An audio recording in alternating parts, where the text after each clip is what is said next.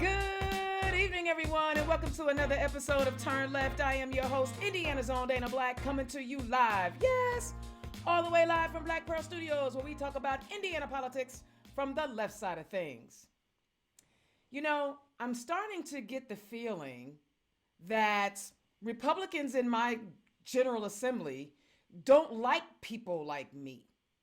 I get the feeling that every time they are in session, they're trying to figure out a whole new way to make me and people like me feel some kind of way about living here in Indiana. First things first, we know HB 1041 is headed to the governor's desk. I'm saddened by this. I've ranted about this already. You guys already know how I feel about the fact that we are codifying into law discriminatory language against our trans girls. Because this is a very specific group they're talking about here. Very specific. And for a group that is already more as marginalized as a group can possibly be, they have much higher suicide rates than many other demographics. The state of Indiana has pretty much said, we don't give two dangs about you. And yeah, I know I wanted to say a bad word, but I have children watching my show. They don't give two dangs because they wrote it and codified it into law. Well, the governor will be, because he's already said that he supports the bill. He supports the language. I take issue with it, and it's hurtful. I can't believe that we are working so hard to make young trans kids, and we're ignoring science. We're ignoring science. We're telling these young folks and the parents who pay the taxes in these United States, in Indiana, that their kids are not worthy. They are not worthy. I have a major problem with that. You know what? I need y'all to do something. I'm going to pivot just a little bit because we're on this topic. We know that trans youth are at a higher risk of homelessness than any other group, especially our youth. I'm fortunate enough to sit on the board of Trinity Haven. If I know that we want to keep fighting this bill, and we will keep fighting this bill. I know Indiana Stonewall Democrats are fighting this bill. HRC is fighting this bill. But if you can find it in your heart, if you're someone who does not believe that this bill is a good way to affirm young trans people, would you please consider donating to Trinity Haven? I'll put a link in the chat. We house young LGBTQ plus youth who are at risk of homelessness. Consider donating to this organization. We'll let ACLU, and I still want y'all to keep fighting, but there are still kids who need help right now. If you don't donate there, consider donating to the Indiana Youth Group, IYG. These young people need to know that they are cared about. They need to know that there are people out here that care more about how they exist on this planet than the people in our state house. So please consider donating to those two organizations. And if you know of other LGBTQ plus youth organizations around the state, please drop those links in the chat so we can get behind our youth one way or another, doggone it. And let's continue to work to vote those suckers out. But no, it's not just my LGBTQ plus family. You know, a bill to restrict teaching about race and racism has taken another step forward in our legislature. Yes, you know I'm talking about 1134. It came out of committee and is now going to the full Senate. As Fatty Gadora says, the premise of this bill starts with a point that citizens are treated equally in the state of Indiana, and that is absolutely not correct. This bill has further divided our state, pushed teachers from the profession, and it has sent the wrong message to our kids. You know, wait, ain't these same people be pro-life? They pro-life until the people get here, and then when they get here, you on your own. We don't want you educated. I know there's a whole bunch of stuff going on down in Texas where they're going to make it a child endangerment for trans affirming medical care. But here in Indiana, we don't just target the LGBTQ plus folks. No, no, no, no, no. Black people. Black people. Black people. So Senator Eddie Melton, in an attempt to make a bad bill better, offered up an amendment. This amendment would say we are required to teach this certain curriculum. And unfortunately, his amendment, which would mandate the teaching of Black history, American Black history, it failed. And I want to read his full statement because he was trying his best to make sure that people like me, a tax-paying citizen in this state, and my children and I don't have no kids, y'all know that, but I got like godchildren and I got like nieces and nephews and people that I care about, right? So they my kids. This is what he had to say. Black history and American history, and Black history is American history, and it's important that it be taught comprehensively and accurately in all Indiana schools. In current state statute, we require the Holocaust to be taught to all our students. My amendment simply mimicked that, mandating that Black history also be required by law to be taught in our schools. If our students are expected to learn about the evils of other nations' past, they should be taught about our own. It may not always be comfortable, but we have a responsibility to teach Indiana students the good, the bad, the ugly of America's history. Y'all, I don't know any other, now, and there's rumors, I didn't get to hear it. I would love to I have to go back and watch the video, but it is rumored, and I kind of believe the rumor. It's rumored that Senator Banning said, Black kids don't like to be taught. We don't like to study. We don't like to learn. So I got to go back and listen to it. But it's on the tweets. It's out there. It's on my Twitter page. But in an attempt to say these are the things that we want to learn, they are saying we don't want to learn as Black people. That's embarrassing that one human would feel that way. It's also embarrassing that this person is sitting in our state Senate crafting policy.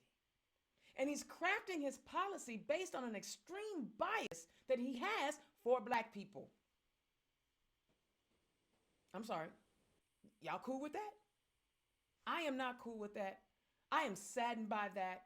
And the idea that we could have actually fixed the legislation to say, okay, look, y'all gonna pass this bill anyway, but let's mandate that we teach Black history. Let's mandate that. Let's make sure that we get all of the history out there. Let's make sure that everybody's story is told. But nah, they don't want that. So don't tell me this bill ain't about race. Don't tell me that. Because if it wasn't about race, you would have been happy to say, yeah, we down with that. In fact, let's add some Native American history in there. Let's Hispanic history. Let's go and get some more Asian history in there. Let's just get it all in there and let's mandate it all. But no, they didn't do that. But we also know that there is an anti-Black sentiment among Hoosiers, some Hoosiers in that state house. Because the Holocaust is European history. Let's be clear. It's European history. And we got to teach that. And I think we should. But to suggest that the lives and the stories of Black folks who actually helped build this nation, even when the nation didn't even want us, fought for this nation, even when the nation didn't want us, continue to represent this nation on every world stage with pride and dignity, you're showing your true colors, bruh. State House, you're showing your colors. And by the way, you take my tax money. I want to see if you can actually divide out like the Black people money and everybody else money. Can you divide out the gay people money and everybody else money? Can all my money just go to people that support me? No, you get your money out of there too. So that's my rant, because I feel like um, the state of Indiana don't like people like me, and they want us to leave. All right, Indiana's own Dana Black turned left. I know that was heavy, but yo, this is where we at. This is policy. This is why I do this show. That right there is why I do this show, to highlight candidates who are running for office, who are going to write policies that improve lives, not marginalize lives. All right. So let me introduce my first guest. She's a return customer. She seems to like these rants that I do. Someone that I have known ever since I gave one of my first speeches for the Indiana Women's Federation, Democratic Federation, years ago, back in 2015. Y'all give it up for candidate for House District 62, my friend, Miss Penny Githens. Welcome to the show. Thank you, Dana. Thank you. Oh, we have so much to work on. I mean, I cannot believe that 1041 passed. It just appalls me that those are my friends and that they're talking about, but also they know this law will be overturned in court. They know that there is sexual bias written into it, right? So what they expect is that Indiana taxpayers get to pay probably $1 million or more to defend the suit. Yep. How does that make sense? Oh, you know? They're so fiscally responsible. What are you talking about? Oh, yeah. We have to do away with, what is it, waste and what is it? Yeah. Anyway, I'm Penny Githens. I am running for the Indiana House in District 62. I am currently a Monroe County Commissioner. And part of the reason I'm running is that I can't do everything as a commissioner that I want to do. My hands are tied in part by what goes on at the State House. But there are also things that are regional that I really want to attack. And there are things that, like, I care deeply about education. It's why I ran before. It's why I'm running now. And so I can't do anything about that as a county commissioner. I love my job. It's exciting. It's exacting in terms of every breath I take almost, it feels like. I work with fabulous people. Every county except for Marion County has 3 county commissioners. We have to work together. Well, we have commissioners, but they're like elected officials. We got them. It's different. It's different because that Unigov. Yeah. There was no racist intent in that crap either. Oh, let me let that go. And a first-time guest on Turn Left. I'm really super excited to have this Hoosier Woman Forward on the show. Yes, y'all know I'm crazy about Hoosier Women Forward. Y'all give it up for the doctor. The doctor's in the building. Dr. Victoria Garcia Wilburn, who is running for Indiana House District 32. Yo, Doc, what's up? So good to be with you, Dana. And I'm just, grateful for this opportunity. But I will say, your intro has this Black mama fired up. So for those of you that don't know, I have 3 children who identify as Afro-Latinos. And what we have seen before us this session is not representative of who we are as a state. It really isn't, because I will tell you the community that I come from, my Nora community, and the communities that I know that I'm about to represent, Carmel and Fishers, are welcoming of all people and all race that you highlighted.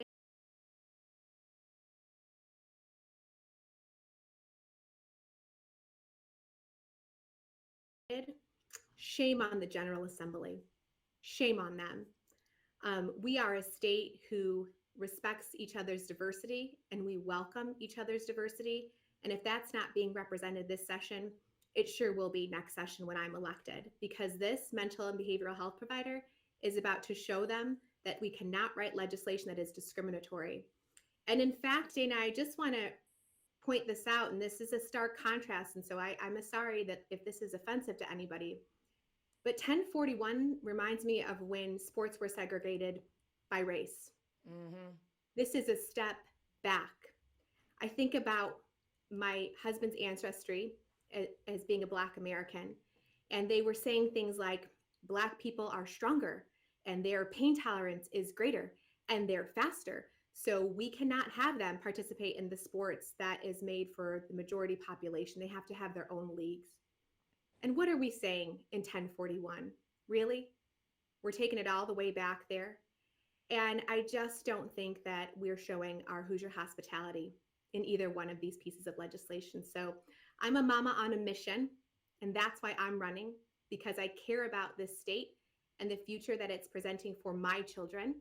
And I want my children to stay in this state and to be productive citizens. And let's just bring some common sense back into the state house. I'm with you. I am with you when you're right. Now, before we dive into your story, Doc, I do want to touch on, listen, we cannot go any further without talking about world events. And I know that typically I keep everything in our borders. But yo, we got a major crisis happening on our hands.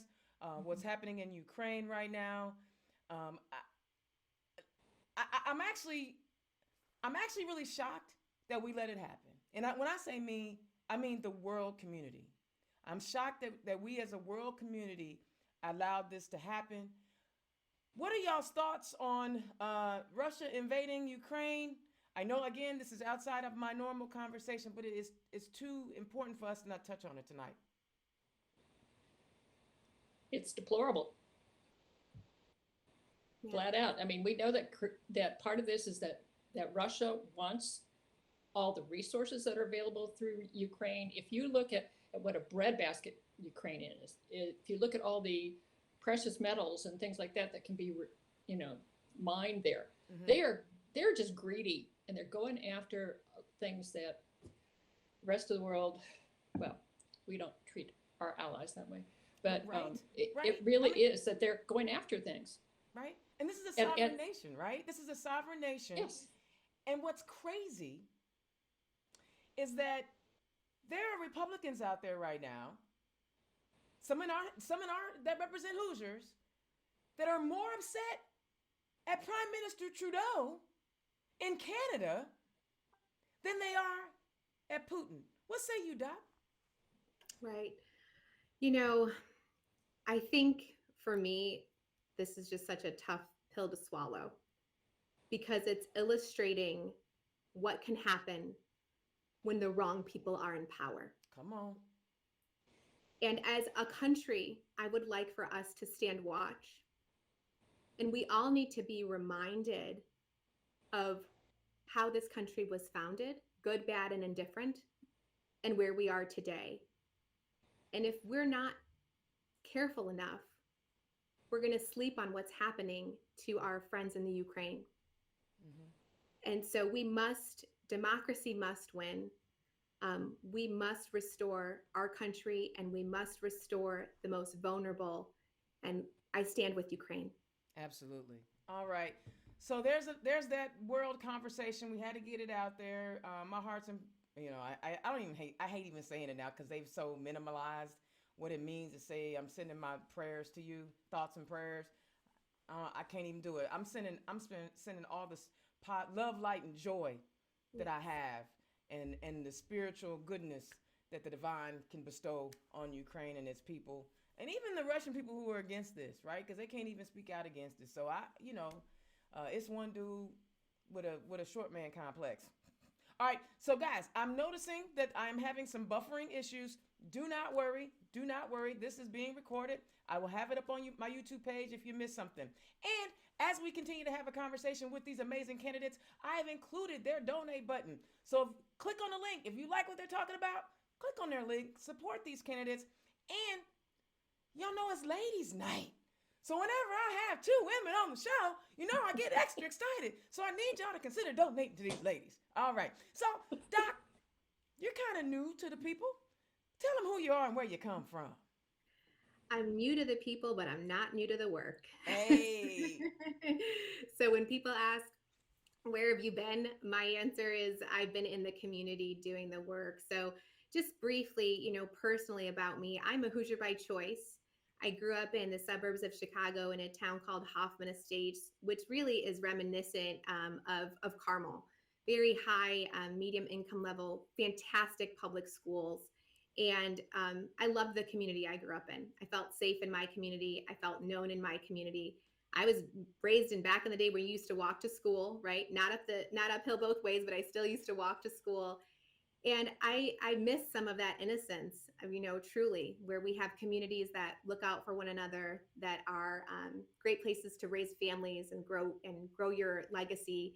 And I'm looking to restore that. So I think that I bring a fresh new perspective to this district. And for those of you that are unaware, House District 32 is a brand new district. There is no incumbent. I'm here to demystify my district. There's no incumbent. It is 6 precincts in Marion County, so the northernmost Washington Township, or the Nora area where I reside, southeastern Clay Township in Carmel, Delaware Township and Fishers, and 3 precincts of Fall Creek Township and Fishers as well. So I'm looking to bring a fresh perspective. You will see that my opponents on the other side of the aisle are, have been active politically before. And I think there's a real caution in that. I really think that I could bring something that is new for this new district and representative of our population and what our values are. And this seat is important. It's an important win for our party. It's a necessary win for our party. And I know that I'm the right person to do it. Like I said to you early, Dana, I'm a mother of 3. That's probably my most proud accomplishment. I'm a community engaged researcher, so I already know how to listen to people and work with diverse populations and work with a variety of opinions. I know how to do that. I get paid to do that, and I love that job. And I'm a wife of a former retired police officer. So when speaking of pieces of legislation that were concerning, my blue family permits to carry. And so I think I bring this unique perspective of living a life of public service, being a mother, being a working professional, and I'm ready to represent our district. I love it. I love your story.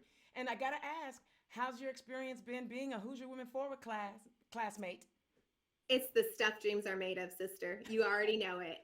To be around women that support each other and cheer each other on and listen to each other and just feel safe, creating a safe space is such a necessary space for women. It really is. It's what catapults our party. It elevates each one of our platforms. And gosh, I wish there were more organizations like that. So kudos to Hoosier Women Forward. I'm completely grateful to be a part of the program, and I can't recommend it enough to anybody who's interested in learning the political process and really understanding and upholding the democratic values of our state. I love it. So Penny, tell the people who you are and where you come from, and give the short version, because I want to hear what you've been working on. Oh, well, okay. Well, I grew up in Richmond. After I got married, my husband and I were gone out of the state for several years. But after the birth of our second son, we chose to move back to Indiana. This is where we wanted to be with our families and to raise our sons. When our older son was starting school, we realized that he had differences, and he was diagnosed with autism. And when that happened, we suddenly were told that our health insurance wouldn't cover things for him. And so I went to work, and it took several years, and it took organizing with people from all around the state, but I led the fight at the legislature to have health insurance mandated for people with autism. We were one of the very, very first states in the whole country to do that. We were the first state to have it offered for state employees, and it took 17 years before the federal government finally followed suit. So that law has been on the books now for over 20 years. I'm very proud of it. And it shows that, I'll work hard. I did my homework. I had spreadsheets on what was going on in every state across the country. I'll do my homework for things. But I'm here by choice also, like Dr. Wilburn. And I think that District 62 deserves different representation also. A lot of the district is rural. It's the southern part of Monroe County, all of Brown County, and the 3 northwestern townships in Jackson County. I come from it's spread out a bit, but they do that to a lot of people. There's no incumbent running in this race. I come also from a farming background, so I understand some of the struggles that people in rural areas have. And I'm looking forward to working with people. I've been out, of course, as a county commissioner, I'm out and hear a lot of things. And, sometimes you get darts thrown at you, it feels like, but it's also an opportunity to work on solutions. And so that's been really important, and it feels really good when we move forward on things. So how long have you been a commissioner? Almost 3 full years now. Okay. Okay. So so you've won an election before. Tell us on this show the two other people who have yet to win. Have you won an election, Doc? This is my first time running. Okay, so tell us what it's like to win an election. Let's hear it, Penny. Well, I got it. I had it easy. Nobody ran against me. Well, that doesn't matter. That's not what we asked. We want to know what it feels like. Because no, I'm not complaining at all. I like to think it was because I was doing a good job. I love it. So, earlier, Doc, you mentioned that, you mentioned that we're about to have another case and spend some money on some fees in Supreme Court. HB 1217. It is a bill that basically says it is a felony to attempt to coerce a woman into having an abortion. And this one was passed on the House floor. Mm-hmm. It's a little disturbing because there were some great scenarios that were brought up by obviously Democratic senators who said, well, what if my 15-year-old daughter came home and said that they were pregnant and the parent insists on, I got everything freezing up. Hang on a second. Oh, okay. And the parent and it says that if the parent insists on the child having an abortion, is that coercion and could that be a felony? And the author of the bill said yes. I'm not sure if you guys are familiar with the bill, but here she wants to wrap it around this trafficking issue, which we are definitely opposed to any and all of that. Yes. But it's not a well thought out bill.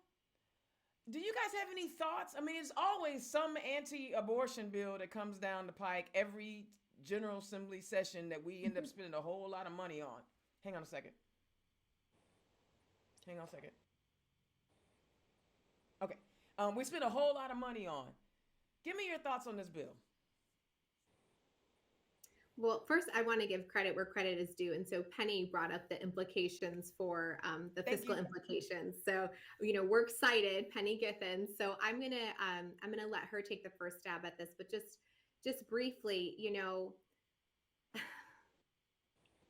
women's rights, I think in Indiana are one of the most attacked issues in our state house. And that's strategic, that's by design. And I just wish as a state, we would stop adopting national narratives and call them Hoosier values, because those are not Hoosier values. We believe in medical safety. We believe in accessible rights for both women and the fetus. We believe in a woman's ability to have safe healthcare and make independent decisions. And by the way, also, Democrats care about life from a mother, from a fetus, from wrongly convicted criminals, from the cradle to the grave. We care about all life. We care about all life. And I just want to make that clear about our party, is that we are a big tent for a reason, right? So we aren't honing in on one specific issue because we care about everybody's life. And so this is an issue about medical access. This is about medical access. And that should be the basis of the bill, medical access. And it is inhumane to limit medical access. I love it. Well, it also gets down to definitional stuff. How do you define coercion? How do you prove or establish coercion? And what happens while you're trying to prove that in court?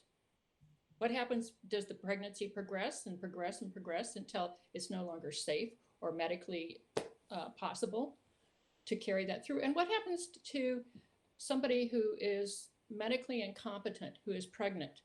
And hang on a second, Penny. Okay. And the woman's guard, go there. Medically incompetent, and the woman's guardian and doctor feel it would be best if her pregnancy were terminated. Is that coercion? I was just No, it's not. well, but the way this bill is written, if there's a chance that the woman's life could be harmed, and the doctor has suggested that the best course of action is to have an abortion, that is the way the woman said it, because I listened to it. She Yeah. said that's coercion, and now you have just turned a doctor who is trying to save a life, into a felony, and it's a level 6 felony. I'm like, so I wanted to touch on that bill. Like I said, it's ladies' night, and Senator Lanham was like, I feel awful as a man that I even have to come up here and talk about this, but here I am, because we only have 2 women senators in our Senate on our side of the aisle. So I had to touch on that bill. But also, what happens if somebody has an ectopic pregnancy, and the doctor says to her, "You'll die if you continue this pregnancy"? Is that coercion, or is that a medical decision? Well, based on the argument that I heard from the bill's author, that is coercion, and that's a class 6 felony. All right, let's talk about y'all's campaigns. This is what we hear about. That's what we're here for. Let's dive into it. You know, I got to get those current events out of the way, but that was a good conversation, and I really appreciate it. So Penny, I'm gonna start with you. Talk about the things that you want to see. You know, I know that your campaigns have evolved over the years. So give me the 3 items in detail that you're running on this year and that you want to see, happen, right? Yeah, well, like Dr. Victoria Wilburn, I think that we are running on values. I really do. And I think that this is important because we don't know what's coming down the pike. You know, COVID hit us, boom, nobody was prepared, right? We didn't have, as I said to Victoria earlier, we didn't have a playbook for this. We didn't know how to take this on. And so I think we really have to stop and say, what are people's values? What do we care about? How are we going to work together to achieve what we want to see coming along the pike? So the first thing on my kind of platform is education, period. Mm-hmm. I want better pay for teachers. I want universal pre-K, that is quality pre-K. That'll help with some of the issues that we're seeing with childcare across the state. And what a lot of folks don't understand is that some of these, okay, go ahead. Some of the help wanted signs that we're seeing out there, they exist because there are people that can't go back to work because they can't find childcare or they can't find affordable childcare. And if we could put it in there to have sort of universal pre-K for all 4-year-olds, it would make a huge difference for all these families and for the kids. Hang on a second. I lost my connection. Can you hear me? I can hear you. Okay, well, I'll keep talking. I don't know what's going on here. But along with that, also, in terms of education, we need to make sure that our rural schools are supported.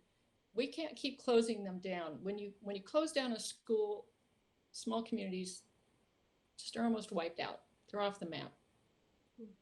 So we've got to make sure that happens. We've been dealing a lot with homelessness in Bloomington, and part of that homelessness comes from the fact that people are not making a living wage. So I want to increase the minimum wage. And I also want to expand the funding and the treatment for those with mental illness and substance use disorders.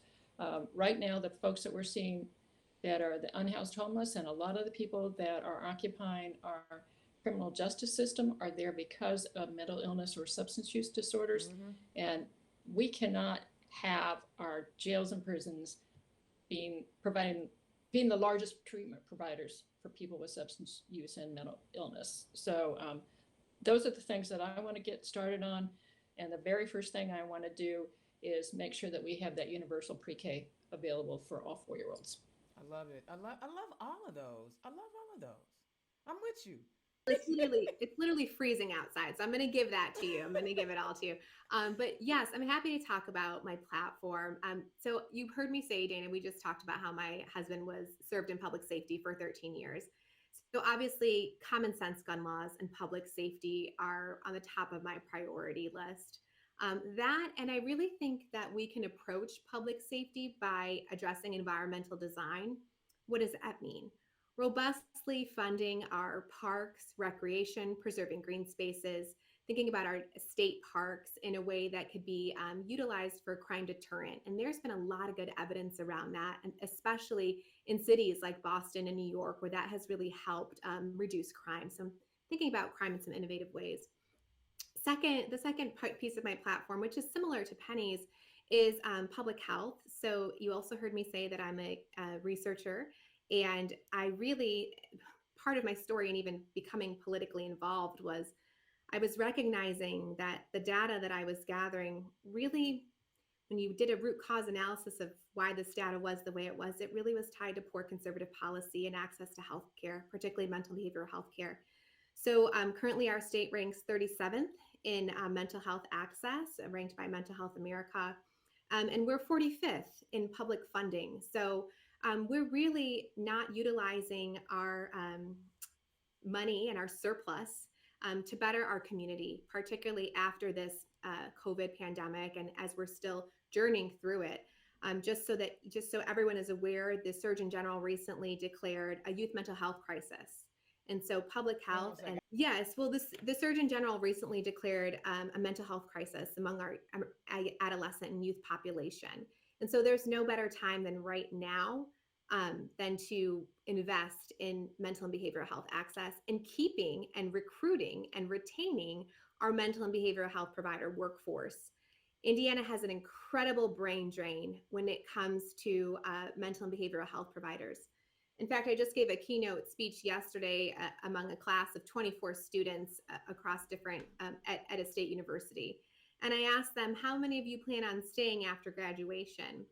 And unfortunately, only 5 of those students raised their hand and said that they were staying. Wow. So yeah, they're moving to states not very far. So Michigan, Ohio, Tennessee, California, they're really not looking to stay in the state. And I asked why that was, and they said, our opportunities here are not that good, Dr. Wilburn.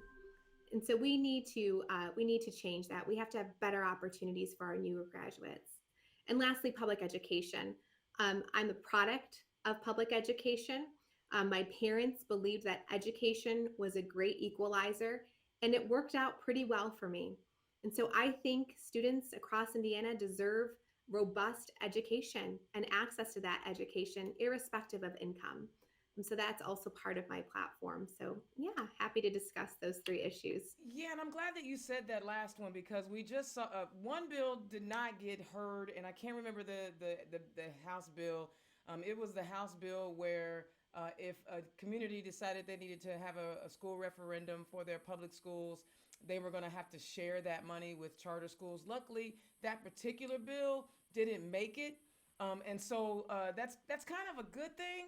That's really kind of a good thing. And so because if you are saying your public schools need money, to continue to take away from those public schools is a problem. So I'm glad that bill stopped, because we know that there are some people who only want education for those with money, and the rest of us be damned. And so that's just so not cool. The other thing that I wanted to go ahead. Somebody was going to jump in. Oh, I was going to say, wasn't it in that same bill that they also were trying to politicize school board races? Yes. Yes. I don't know if it was the same bill, but I know that there was a bill to try to politicize the races, which is kind of messed up in itself too, right? I mean well, they want to be able to say if this person is a Democrat, then we don't want them, because they believe that they're going to always be in charge. Right? They believe that they're always going to be in charge. They're not thinking long term. They're just trying to do a complete and total power grab, which I find reprehensible. And the other thing that since you both talked about education and the importance of education, we are seeing how, and Penny, most of your district, you talked about being in rural Indiana.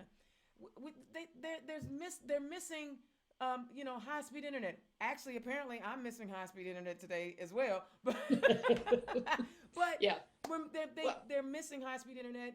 One of the things that bugs me is our lieutenant governor, when she came into office in 2016, talked about that was a high priority for her, and she still hasn't done it. Now we've got Build Back Better and infrastructure funds. It's going to happen, but when she was, in a position to make it happen as a leader of our state, she didn't make it happen. And when COVID hit, we saw how kids had to go sit in parking lots, right, to get internet. Talk about our infrastructure, specifically our high-speed internet, and the importance of that in relation to both of you guys having the desire to improve education for our Hoosier youth? Well, look, COVID was the great amplifier. So these problems already existed before COVID, access to broadband, specifically in rural areas, but also socially, economically underrepresented communities as well. And so, as an educator myself, nothing pained me more knowing that some of my students were having to sit in fast food parking lots to get wireless. So talk about not having access to broadband, but then what kind of stress that puts you under, having to sit in a car all day and do your coursework, right? So we deserve better, Indiana. We deserve better. And, we really need to think about this strategically. This is a huge infrastructure problem and issue. And it's 2022 and we're still talking about access to broadband. It's crazy.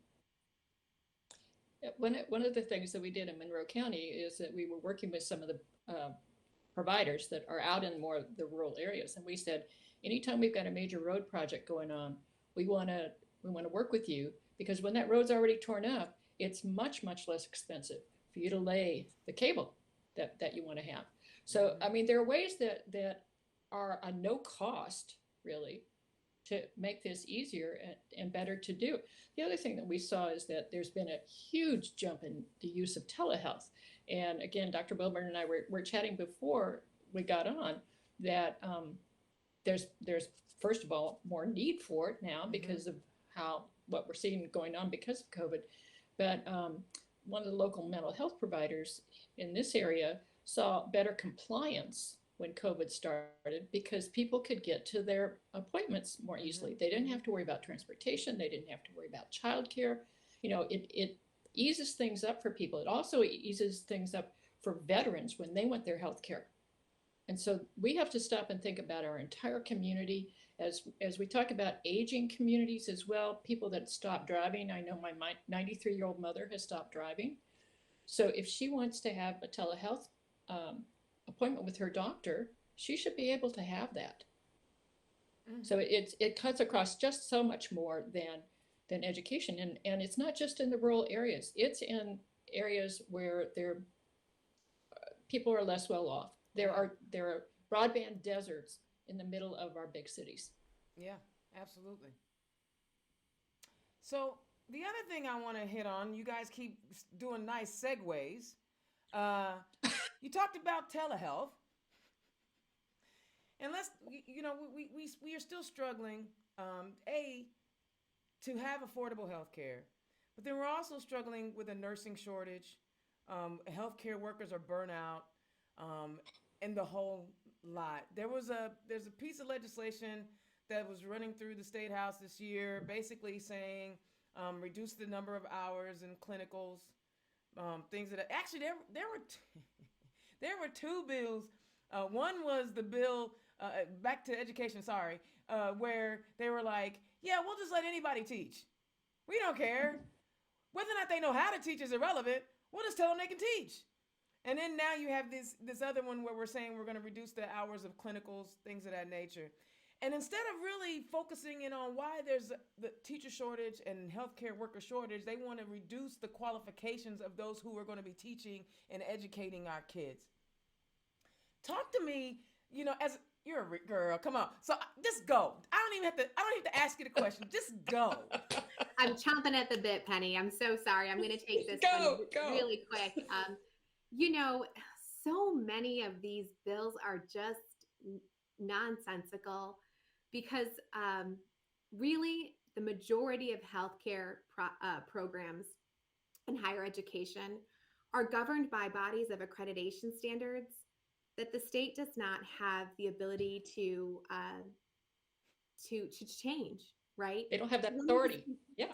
Right. So let me just take my profession, for example. Okay. So in the profession of occupational therapy, any state university, any university, public or private, that's offering this degree has to follow a governing body of accreditation standards at a national level.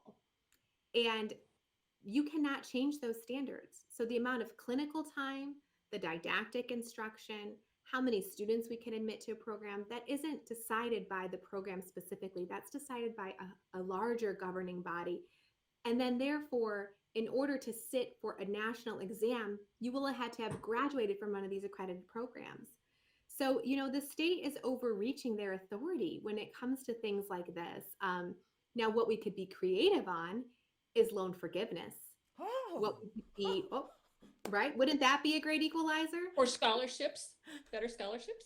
So, I testified congressionally at the federal level on a bill called the Allied Health Workforce Diversity Act. And I represented the professions of physical therapy, occupational therapy, speech therapy, audiology, and respiratory therapy. And if this bill passes, it's going to give money to the states in higher education programs with incentives like scholarships and grants. So why don't we get creative on the front end instead of the back end? Would that be too equitable for Indiana? I don't know.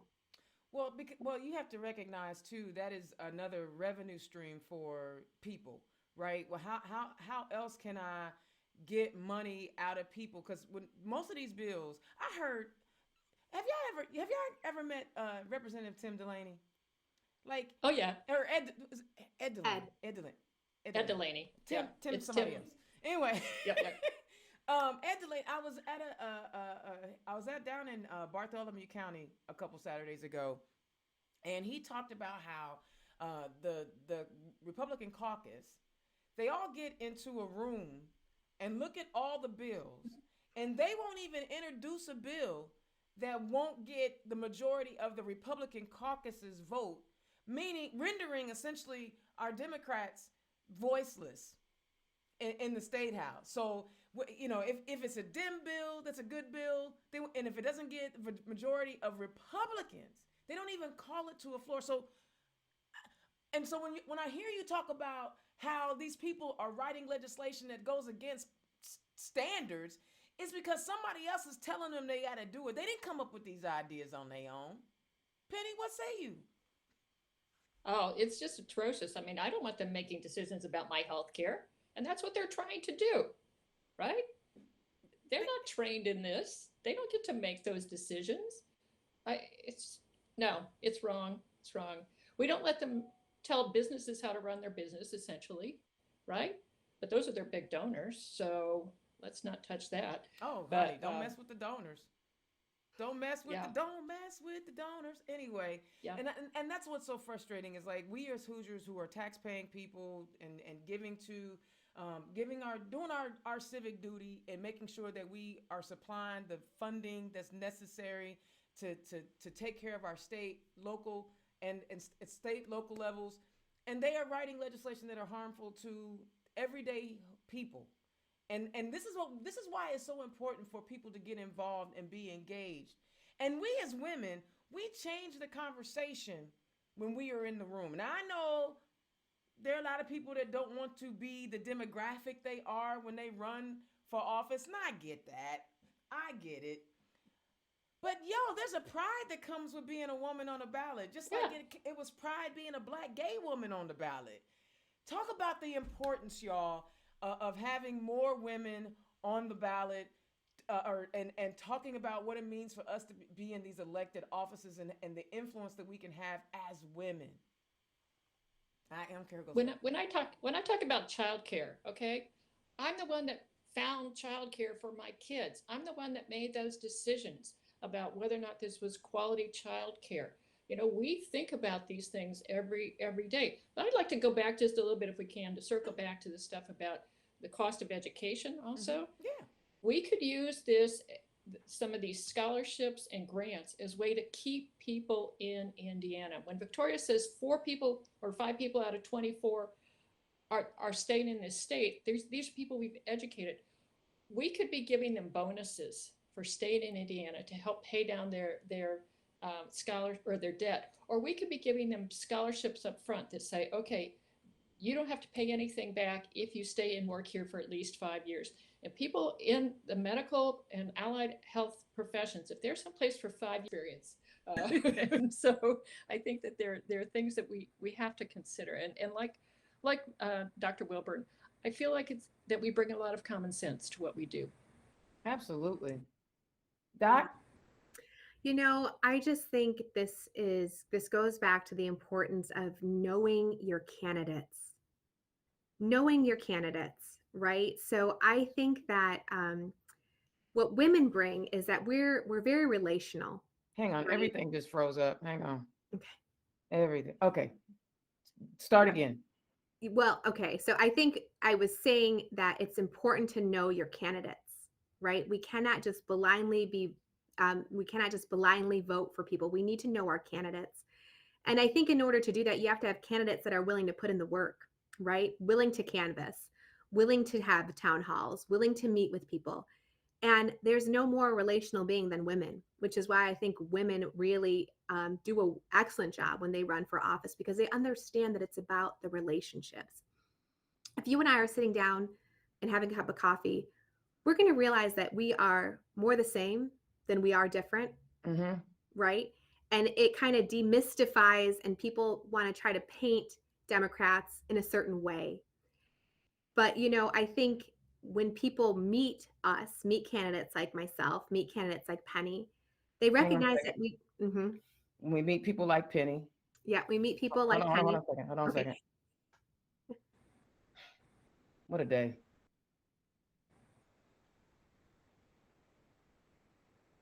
Like everything is froze. Your dial-up go out? No, dial-up. Oh, you got jokes. You got jokes. Hang on.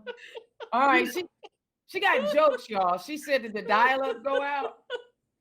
That's funny. Part of me misses that sound, that connection sound. I never miss that sound. Sometimes I miss that sound. But see, I found a commonality, right, with you right there, Dana. And that's why I think women are so savvy about the relational aspects.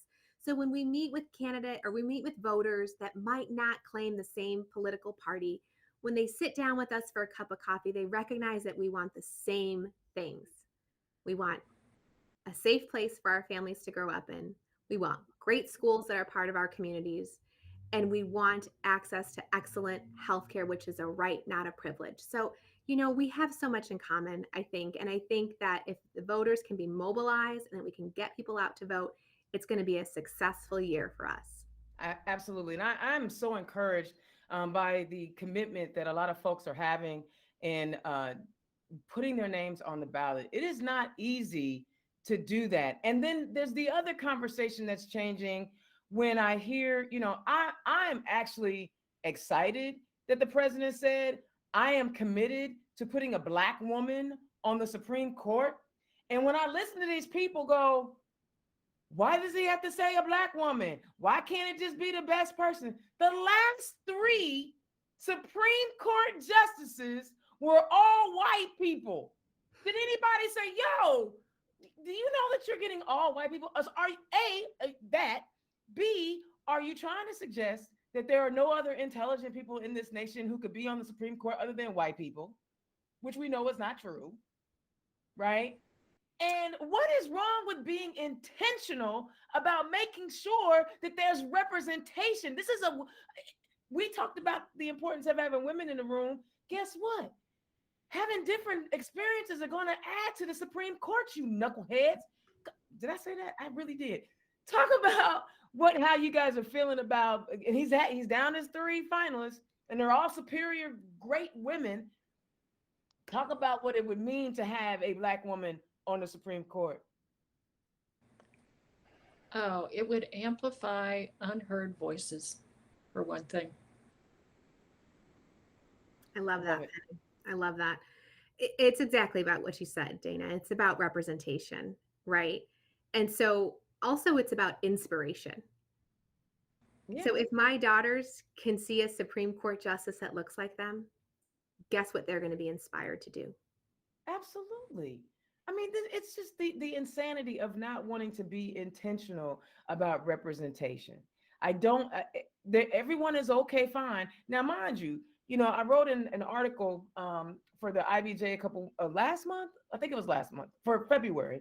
And it talked about how President 45, the Orange Menace, actually appointed more people to federal court whom whom the Bar Association said were unqualified. But nobody said a thing when that was going down.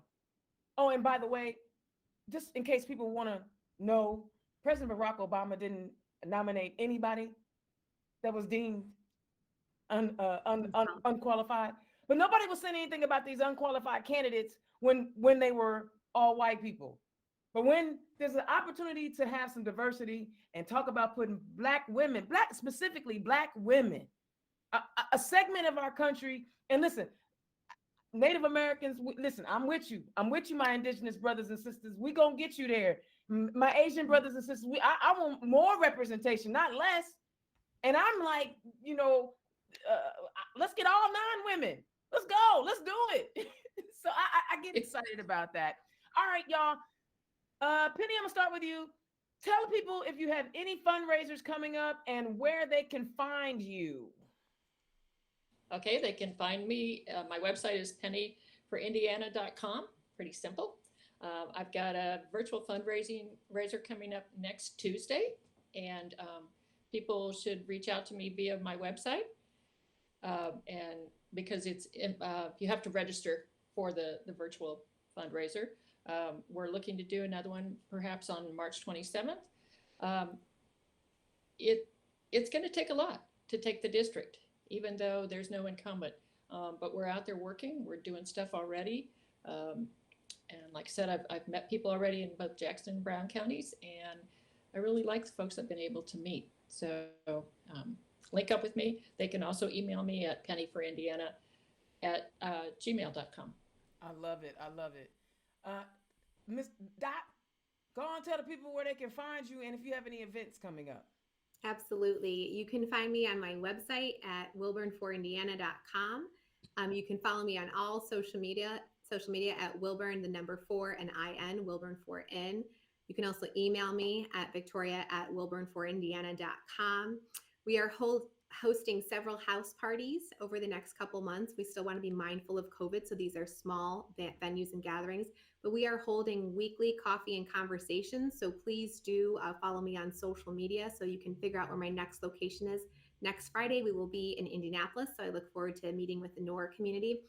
And we are planning our first large fundraiser. So watch out for details for Cinco de Mayo, which is a shout out to my wonderful heritage, my Mexican-American background. So I'm excited. We're going to have good food, great music, and a lot of awesome company. So I hope to see you. I love it. And again, to my online crew, my apologies today. We have had a lot of technical difficulties, and I will make sure that I get this video edited so it's more streamed, and we will share this. I'm probably going to take this live feed down because it's a hot mess, and then we'll go ahead and get the recorded version up.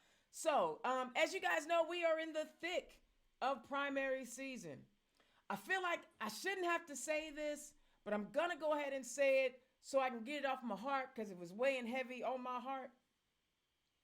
I love Democrats. I don't necessarily like every individual. No, some I love more than others. Yeah, but I am going to support Democrats. Why do I support Democrats? Because I believe that they're more than likely going to write legislation that I can agree with than the other side. Am I going to agree with them 100%? Absolutely not. There are people that I have loved in my life. I love my mama with all my heart and soul, and I still didn't agree with her 100%. But during the primary season, I need to make this perfectly clear. And this is my disclaimer. I do not endorse in the primary. I give every Democrat the opportunity to share their story. Sometimes there's no technical difficulties when we do it. So please, if you have any questions or concerns about anything that I do, y'all know I'm easy to find. All right, that's my show. I do apologize again for tonight. I have 2 guests on every week until the primary season. I'm going to start booking for after the primary season.